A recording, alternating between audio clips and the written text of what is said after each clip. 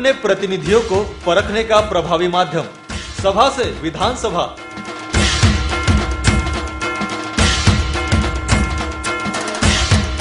जनता की आवाज बनते जनता के मुद्दे, सभा से विधानसभा।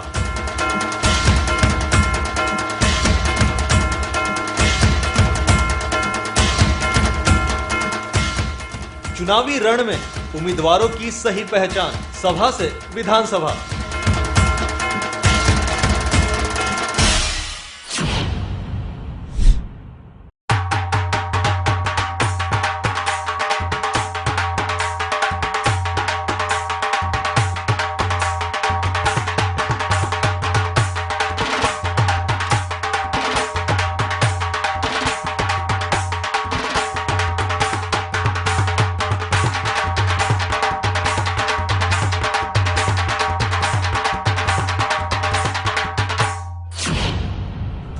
श्रीमान संजय मेश्राम, आईआईटी मुंबई से इंजीनियरिंग स्नातक, आज मोबिल कंपनी के प्रमुख डिस्ट्रीब्यूटर हैं विदर्भ, एमपी और छत्तीसगढ़ के।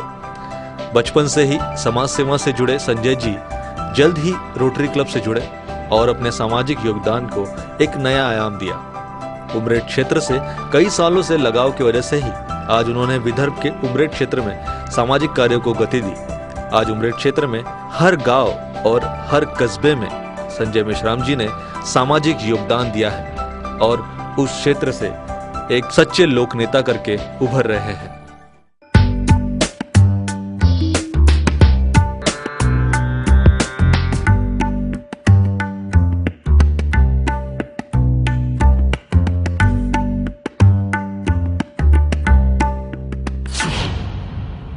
सभा से विधानसभा में आप सभी का स्वागत। इस शो के जरिए हम आपको समाज के कुछ ऐसे प्रतिष्ठित व्यक्तियों से मिलवाते हैं जो कि समाज को अपना ऋण फेड रहे हैं, जैसे कह सकते हैं समाज के प्रति वो काम कर रहे हैं, समाज के हर एक मुद्दे में जहाँ जहाँ कमी है वहाँ वहाँ अपना योगदान देकर समाज को उठाने का काम कर रहे हैं, उन्नति का काम कर रहे हैं। ऐसे ही एक सामाजिक कार्यकर्ता कह सकते हैं मिस्टर संजय मेश्राम। इनसे हम आज खास बातचीत करेंगे, जानेंगे किस प्रकार से वो समाज में अपना काम कर रहे हैं, समाज की उन्नति के लिए काम कर रहे हैं। तो आइए बातचीत शुरू करते हैं संजय मेश्राम जी से। सर, संजय जी, बहुत दिनों से मैं आपको जानता हूँ, समाज में आप बहुत काम कर रहे हैं। मोबिल में आप अच्छे डिस्ट्रीब्यूटर मोबिल के हैं, उसके साथ साथ रोटरी के पदाधिकारी रह चुके हैं, गवर्नर रह चुके हैं, उसके तहत आपने बहुत सारा काम किया है। पर मैं जानना चाहूँगा कि एक प्रकार से दर्शक जानना चाहेंगे कि आपका बचपन कहाँ बीता, कहाँ? मेरा जन्म नागपुर में हुआ और माता पिता दोनों गवर्नमेंट सर्विस में थे। पिताजी एक्साइज में थे और मम्मी जो थी, माता मेरी रेलवेज़ में थी और उनका ट्रांसफरबल जॉब होने की वजह से हमारा जो एजुकेशन हुआ वो नागपुर से ही हुआ। महात्मा गांधी स्कूल से एजुकेशन करने के बाद मैंने आईआईटी में प्रवेश लिया और उसके बाद में इंजीनियरिंग होने के बाद मैंने मेरे व्यवसाय की शुरुआत की। तो सर, पहला मतलब व्यवसाय आपका एक प्रोमिनेंट व्यवसाय मोबिल का जहाँ है, तो शुरुआत मोबिल से हुई या फिर और कुछ? नहीं, बहुत ही दूसरी हमारी कल्पनाएं थी। जहाँ जब 84 में मैं पास आउट हुआ तब प्लास्टिक के मैन्युफैक्चरिंग यूनिट हमने डालने का सोचा, मगर दूसरे दो जो हमारे पार्टनर्स थे आईआईटी के, उन्होंने छोड़ने की वजह से मुझे प्लास्टिक ट्रेडिंग में जाना पड़ा और वहाँ से मेरी शुरुआत हुई। मारुति में भी सेलेक्ट हुए थे? जी, मारुति में सिलेक्ट होने के बाद में मैंने उन्हें कहा था कि मुझे मार्केटिंग चाहिए, बिकॉज मार्केटिंग मेरी इच्छा के अनुसार पैशन था और इसीलिए, बट उन्होंने मुझे प्रोडक्शन में डालने की वजह से वो जॉब छोड़कर मैं आया और एक बहुत ही छोटी सी शुरुआत 5,000 रुपये से हमने की और आज घर से ही आपने कंपनी शुरू की? जी, वाइफ के साथ?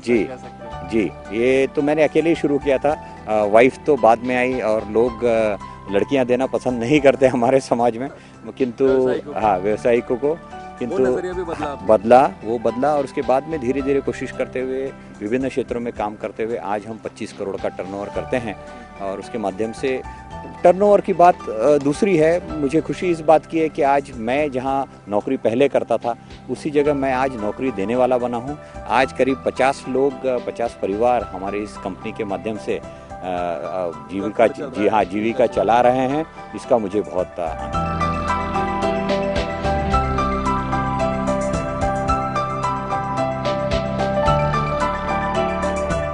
मतलब एक प्रकार से समाज में आप अपना उनको भी रोजगार दे रहे हैं, व्यवसाय दे रहे हैं, नौकरी दे रहे हैं। सर, समाज के प्रति ऐसा कह सकते हैं कि आपको प्रेरणा कहाँ से मिली कि मुझे समाज में काम करना है, सामाजिक कार्यों में आना चाहिए? समाज के जिस तबके से मैं आता हूँ वहाँ समाज में किस तरह का वातावरण है, किस तरह का शोषण है, ये मैं पहले से देखता आ रहा हूँ और इसका मैं एक जीता जागता उदाहरण भी हूँ। मुझे हमेशा लगा कि एक व्यक्ति अगर हमारे देश को आगे बढ़ाना है तो प्रत्येक व्यक्ति में जो प्रतिभा है उसको पूरी तरह से एक्सप्लॉइट करना बहुत ज़रूरी है। और इसीलिए जब तक हम हमारे देश के नागरिकों को, देश के बच्चों को हम जब तक सक्षम नहीं बनाते, उनकी प्रतिभाओं को बाहर नहीं लाते, तब तक हमारा देश महाशक्ति नहीं बन पाता। इस दृष्टिकोण से मैं बहुत पहले काम किया करता था, इंडिविजुअल लेवल पर करता था। 1992 में 92 में मैं रोटरी का सदस्य बना और एक ऑर्गेनाइज्ड वे में हम समाज सेवा कैसे कर सकते हैं। पहली प्रेरणा आपको किसने दी? ऐसा है कि ये प्रेरणा एक हमारे मित्र हैं, तो उन्होंने मुझे कहा कि आप रोटरी ज्वाइन कीजिए। रोटरी के बारे में मैं तब कुछ नहीं जानता था, बट 92 में ज्वाइन किया क्योंकि मेरे बहुत सारे दोस्त थे और आज उस संस्था के बारे में मेरे मन में बहुत आदर है, क्योंकि बहुत ही ऑर्गेनाइज्ड वे में और बहुत बड़े लेवल पर 220 देशों में ये संस्था काम कर रही है। और सबसे बड़ा अगर कोई रोटरी का कार्यक्रम अगर आप सोचें तो वह है पल्स पोलियो का। पोलियो को जड़ मुक्त, पूरे विश्व को पोलियो से मुक्त कराना, हम ऑलमोस्ट उस कगार पर हैं जहां सिवाय पाकिस्तान और अफगानिस्तान और नाइजीरिया को छोड़कर कहीं भी पोलियो नहीं है। भारत इसी वर्ष पोलियो फ्री घोषित हुआ है और इसका बीड़ा 1985 में जो रोटरी ने उठाया था, मुझे लगता है उसी का कारण है कि आज जहां 1,50,000 बच्चे जो पोलियो पीड़ित हुआ करते थे, आज पिछले 3 वर्षों में एक भी बच्चा पोलियो से ग्रसित नहीं है। सर, जहाँ तक मैं कह सकता हूँ कि आपने एक एक क्षेत्र को चुना जी, तो आपको उमरेड क्षेत्र में मुझे काम करना चाहिए या फिर विदर्भ में काम करना चाहिए जी। ये आपको कहाँ से सूझा? 1992 में मुझे कुही जो तालुका है वहाँ पर मेरे व्यवसाय का एक अंग शुरू हुआ और इस तरह से मैं इस विधानसभा क्षेत्र से जुड़ा। 1992 से लेकर रोटरी के माध्यम से हर वर्ष कुही में हम एक मेडिकल कैंप करते थे, जिसमें करीब करीब 2 से 3 हज़ार लोगों को हम लोग जो वैद्यकीय सेवाएं हैं वो देते थे। 2012-13 में मैं गवर्नर बना और मुझे लगा कि जिस क्षेत्र में मेरा कर्म है या मेरा व्यवसाय है उसकी मैंने बहुत और आगे बढ़कर सेवा करनी चाहिए और इसीलिए करीब 3-3.5 करोड़ के प्रोजेक्ट्स हमने इस क्षेत्र में वहाँ से शुरुआत किए और उस क्षेत्र उसके तहत स्कूलों में वाटर फिल्टर्स, जहाँ क्योंकि 80% जो बीमारियां हैं वो पानी के माध्यम से होती हैं, तो इसलिए बच्चों को शुद्ध पीने का पानी मिलना चाहिए ताकि उनकी अटेंडेंस बढ़े, उनका स्वास्थ्य बढ़े।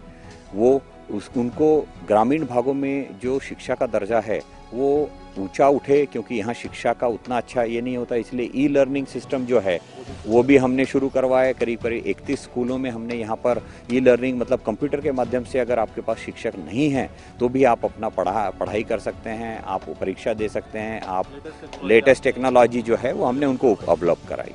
इस तरह के बहुत सारे काम, वैद्यकीय सेवा तो है ही, जिसके अंतर्गत हम पूरे भिवापुर, कुही और उमरेड के जितने भी जो पीड़ित लोग हैं, या जो किसी का किडनी फेलियर हुआ है, किसी का ब्रेन हैमरेज हुआ है, इन सबको वैद्यकीय सेवाएं। एक्चुअली रोटरी का जो ध्येय है वो अपने व्यवसाय को ही केंद्र बिंदु बनाना, सेवा का ये है। इसीलिए हम लोग जिस क्षेत्र में हैं उस क्षेत्र की सेवाओं को हम समाज तक फ्री में उपलब्ध कराते हैं। अगर कोई डॉक्टर है तो वैद्यकीय सेवा फ्री देता है, अगर कोई एडवोकेट है तो वो कंसल्टेंसी फ्री देता है। हाँ, तो इस तरह की हम अपने व्यवसाय को ही सेवा का केंद्र बिंदु बनाकर काम करते हैं। सभा विधानसभा में संजय मेश्राम जी के साथ मैं राजूरवाड़ी इस गांव में आया हूं। यहाँ पर इस गांव की एक घटना यहाँ हुई थी कि आर्मी पुलिस वालों के साथ कुछ इनकी झड़प हुई थी, कुछ मारामारी कुछ हुई थी। क्या किस्सा था उस पर तो मैं डीप नहीं जाऊंगा, पर उस वक्त इस गांव ने बहिष्कार डाला था कि हम सरकार से कुछ मदद नहीं लेंगे। उस वक्त संजय मेश्राम जी ने यहाँ पर करीबन अपने रोटरी जो ग्रुप है, इनका ऑर्गेनाइजेशन है, उसके तरफ से करीबन 1-2 ट्रक कुछ धान्य कह सकते हैं वो उनको इस गाव को प्रोव्हाइड करवाया। और कैसे क्या कुछ होता मैं बातचीत करता हूँ। त्यावेळी काय त्रास झालेला, म्हणजे जेव्हा सगळे बंद तुम्ही एक प्रकारे म्हटलं बहिष्कार घालू, तेव्हा कसा त्रास सुरू होता? ते लोक आलेले होते आणि बाया जिकडे तिकडे लहान मुलांना घेऊन पळत सुटलेल्या होत्या। कोणाचे मुलं कुठे पळाले, कुठे गेले, कोणाला म्हणजे लक्षात नाही, स्वतःचा जीव धोक्यात घालून त्या इकडे तिकडे पळत सुटले होते। बरेच त्रास सुरू होता, खूप त्रास चालू होता त्यांना, जेवणाची पाण्याची काही सोय नव्हती। जे सगळे हाल झाले पूर्ण। जिथं जिथं असे गड्डे वगैरे राहायचे तिथं लपून राहायच्या, झाडाझुडपामध्ये लपायच्या आणि ते असे म्हणजे पोलीस लोक त्यांना शोधत फिरायचे असे आपले पूर्ण हे घेऊन, आणि हे आपला जीव धोक्यात घालून इकडे तिकडे खूप त्रास झाला आणि पळत सुटले ते लोक। त्यावेळी मग कशा प्रकारे रोटरी क्लबने कसं त्यांनी हेल्प कसं बोललेत, ते काय घेऊन आलेत, कसं काय झालं ते थोडं सांगाल आम्हाला? त्यांनी माणुसकी म्हणून माणुसकीच्या नात्याने सर्व लोकांना एक दिलासा दिला आणि सर्व मुलांना त्यांनी सांभाळून घेतलं, अन्नधान्य पुरवठा केला. मग त्यांनी त्यावरती झेंडा आहे आमचा बौद्धविहारचा, तिथे वृक्षारोपण सुद्धा केलं होतं त्यांनी सरांनी. आणि ते आम्हाला कॉम्प्युटर देऊ म्हणून असं त्यांनी सांगितलं होतं आणि कॉम्प्युटर प्रत्येक शाळेला त्यांनी दिलेला आहे. तर त्यावेळी जेव्हा रोटरीने आपलं सगळं ध्यान दिलं, किती लोकांना एक प्रकारे ते धान्य मिळालं, किती लोकांपर्यंत मिळालं, किती दिवस पुरलं ते? जवळपास 3 महिने जवळपास ते अनाथ पुरलं आम्हाला. त्यांनी तांदूळ, गहू आणि काय म्हणतात तेल, परत म्हणजे तुरीची डाळ वगैरे, म्हणजे त्यावेळी ज्यावेळेस खरंच गाव संकटात होतं त्यावेळी त्यांनी मदत केली. संजय मेश्रामजीचं जे काम नोटरी क्लबच्या माध्यमातून एक या समाजातल्या म्हणजे एक उदारनिर्वाह लोकांना त्यावेळेसचा आधार देण्यामध्ये संजय मेश्राम साहेबांना वाटा आहे.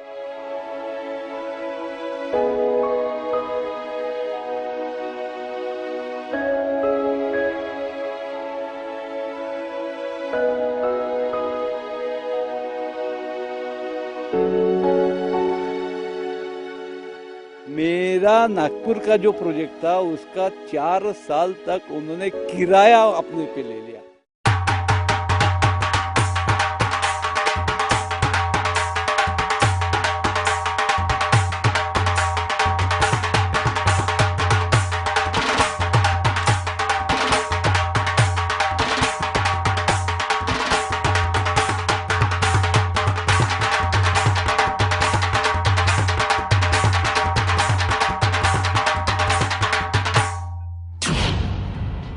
सभा से विधानसभा में संजय मेश्राम जी के साथ Naveen Desai residential school, Nagpur Umred road पर ये स्कूल है। यहाँ पर मैं देख रहा हूँ कई बच्चे हैं, कई बच्चियाँ यहाँ पर एक अच्छे संस्कार लेकर यहाँ पर रह रहे हैं, पढ़ रहे हैं, जिसे हम देख रहे हैं सभी। तो यहाँ पर रामभाऊ जी जो है उन्होंने कैसे उनको एकत्र किया और किस प्रकार से रोटरी के माध्यम से संजय मेश्राम जी ने एक प्रकार से यहाँ सहयोग किया, क्या क्या हुआ, कुछ हमें बताइए थोड़ा सा। आज से 28 साल पहले मेरे दिमाग में एक ऐसी संकल्पना आई कि जो बच्चे शिक्षा से वंचित है, परवरिश से वंचित है, ऐसे बच्चों को इकट्ठा लाके कहीं तो उनकी वो बेसिक ज़रूरतें पूरी करें।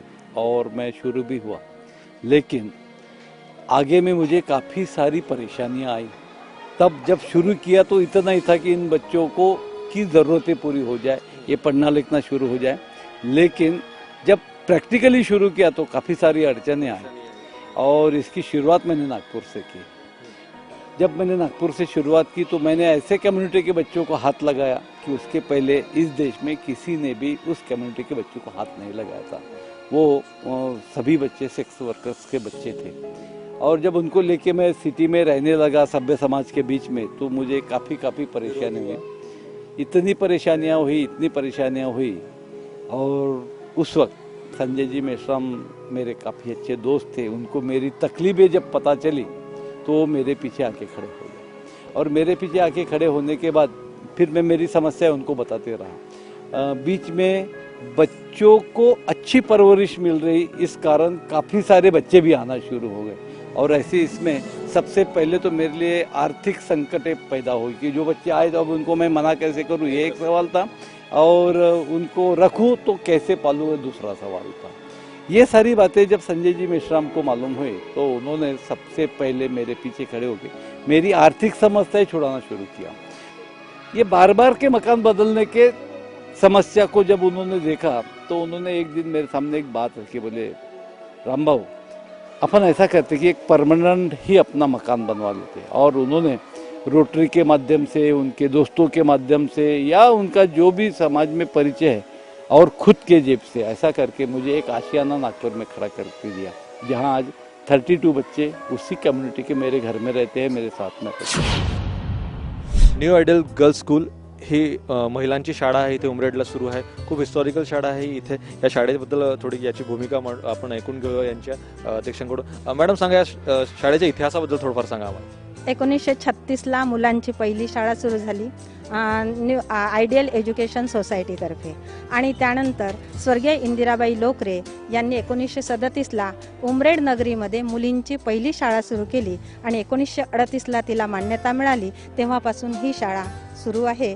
आणि इथे मुली भरपूर प्रमाणात असतात. इथला निकाल चांगला लागतो. ह्या वर्षी 88.89% निकाल या शाळेचा लागलेला आहे.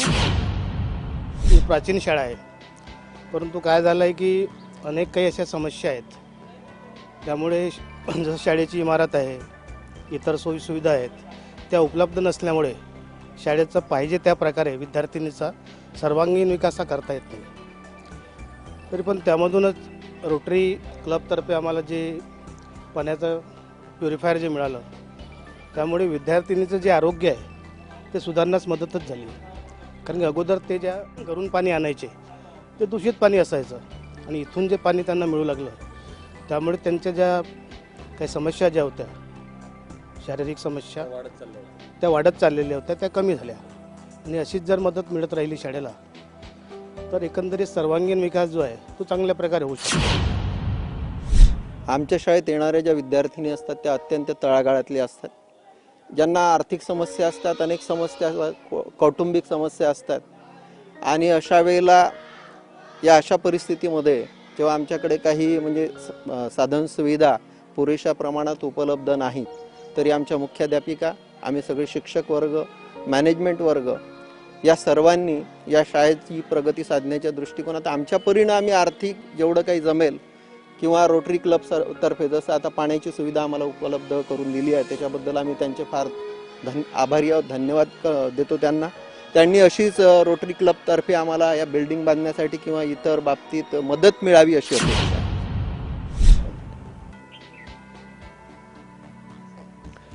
श्री गुरुदेव सेवा मंडल उमरेड, यहाँ पर मैं हूँ फिलहाल सभा से विधानसभा में संजय मिश्राम जी के साथ। इस जो सेवा मंडल है यहाँ गुरुदेव जी की पूजा की जाती है, जहाँ पर तुकड़ो जी महाराज जो कि थे उनसे ये यहाँ पर फॉलोअर्स हैं, उनके विचारों को मानते हैं। यहाँ पर बच्चों के लिए यहाँ पर एक स्वयित वाचनालय भी शुरू हुआ है, जहाँ पर बच्चे आते हैं और अभ्यासक्रमों की पढ़ाई करते हैं, कुछ गव्हर्नमेंट एक्झाम्स की भी तयारी करते हैं सभी लोग। सर मला सांगा कशा प्रकारे इथे काम चालतं आणि काय काय इथे घडलं, थोडंफार याचा इतिहास सांगा मला आश्रमाचा। इतिहासमध्ये असं आहे की इथे तुकडोजी महाराज म्हणजे इकडे चिमूरकडे वगैरे जायचे किंवा चंद्रपूरकडे वगैरे जायचे, ते तिकडून मोजरीवरून इकडे आले, म्हणजे इथे मुक्कामानं राहायचे। तुकडोजी महाराजाला आम्ही बघितलं नव्हतं, ते इथे बोलवलं आणि त्यांच्याकडून हे येणं जाणं वाढल्यानंतर मग आम्ही कल्पना काढली। पहिले या आश्रमाचे म्हणजे मानव मंदिर म्हणून एक ग्रस्त राहत होते, त्यांना मग आम्ही सांगितलं की तुमचं मानव मंदिर आहे, परंतु गुरुदेव सेवा मंडळाचं कार्य झालं पाहिजे। अशा प्रकारे तुम्ही एक प्रकारे तुकडोजी महाराज यांच्याच निवासस्थानी तिथे राहायचे काही वेळ, त्याच्याजवळच तुम्ही अभ्यास म्हणजे करताय त्यांना रोज, तर कसं एक प्रकारे सुरुवात कशी झाली, कसं काय तुम्ही यांच्याशी संकल्पना केली? सर आम्ही 2010 सुरुवात केली होती, विद्यार्थ्यांनी आम्ही 10 विद्यार्थी होतो। तर संकल्पना आमची आली की आम्ही 10 पुरतं तर ते स्टडी जवळपास ठेवायचं नाही, तर हे काय स्प्लिट करायचं आहे। तर त्यानंतर आम्ही जागा शोधली, तर ही एक जागा कॉलेजजवळ होतो आणि आम्हाला फ्री ऑफ कॉस्ट होती।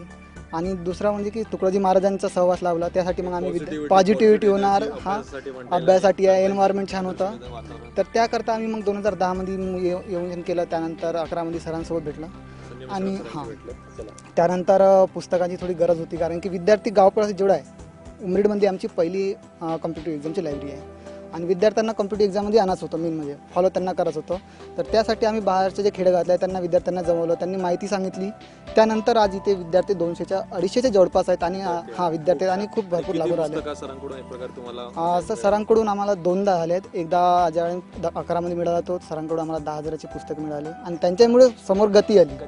त्यानंतर 12 परत आम्हाला अजून मिळाले आणि एकदम थोडं चालू आहे, एक भविष्याला चालना मिळाली।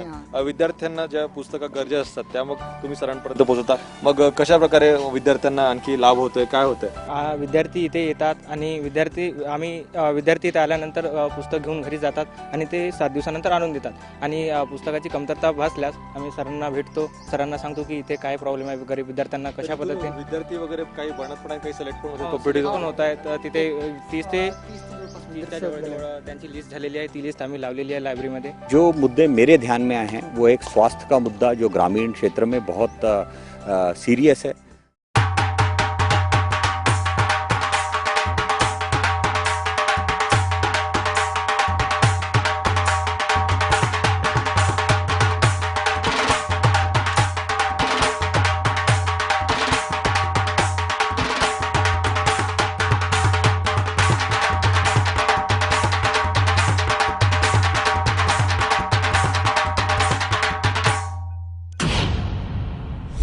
हमारा जो सानेगुरुजी ज्येष्ठ नागरिक मंडल है, ये 60 साल के ऊपर जो एज हुआ है उनका ये संगठन है। तो ये 60 साल के ऊपर जो ज्येष्ठ नागरिक है उनका आरोग्य है या बाकी सहल है या उद्बोधन है, इस प्रकार का हम कार्यक्रम करते हैं। ये रोटरी क्लब के माध्यम से हमने नेत्र जांच और चष्मा वितरण आणि नगर परिषदेला ज्या 10 शाळा आहे त्या 10 शाळांमध्ये वॉटर फिल्टरची यांच्या रोटरी क्लबच्या माध्यमातून आम्ही तो प्रयोग या ठिकाणी केलेला आहे। आम्ही या ठिकाणी यांनी सांगितल्याप्रमाणे वॉटर फिल्टरचं काम आहे, नेत्रदान आहे, पुस्तक आमच्याकडे आहे त्याचा अभ्यास करतो आणि बनेपर्यंत ज्येष्ठ नागरिक तो कोणताही असे आमच्या मंडळाचाच आहे का इतरच आहे, त्यांना जे हेल्प द्यायची आहे, जी मदत करायची आहे ती सगळं मदत। सर आप एक प्रकार विधानसभा भी जहाँ तक लड़ चुके हैं, जहाँ तक तो क्या लगता है संजय जी का कितना कार्य है यहाँ पर, कितने लोगों को मदद कर रहे हैं, वो कैसे लोगों से जुड़ रहे हैं? तो सभी अलग अलग किस्म को क्या, जैसा कई का नदी को पूर आता है, बरसात होती है तो वहाँ पर भी ये जाते हैं। जैसे का पिछले बार ये धानला खोकरला वहाँ गए, वहाँ के लोगों को हेल्प किए, मदद भी किए।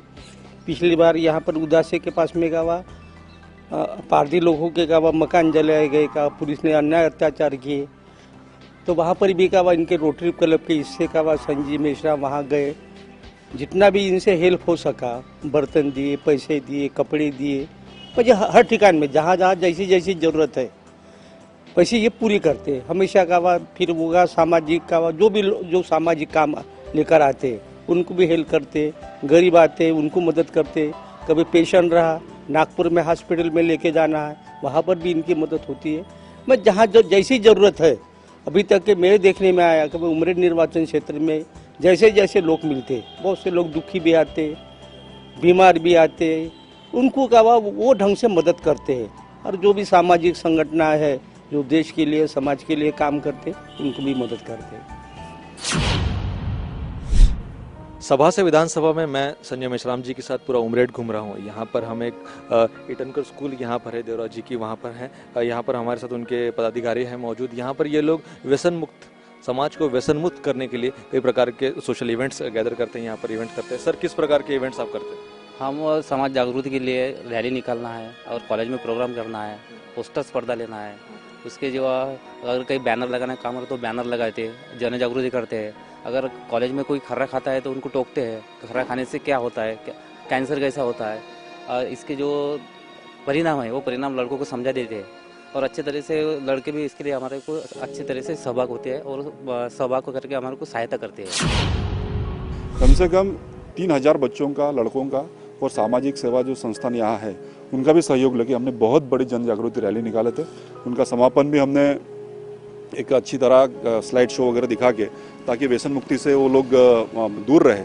और उनसे हमने एक फॉर्म भी भरवाया था कि शपथ फॉर्म हमने भरवाए थे, ताकि भाई आने वाले ज़िंदगी में कभी इस व्यसन के अधीन नहीं होंगे।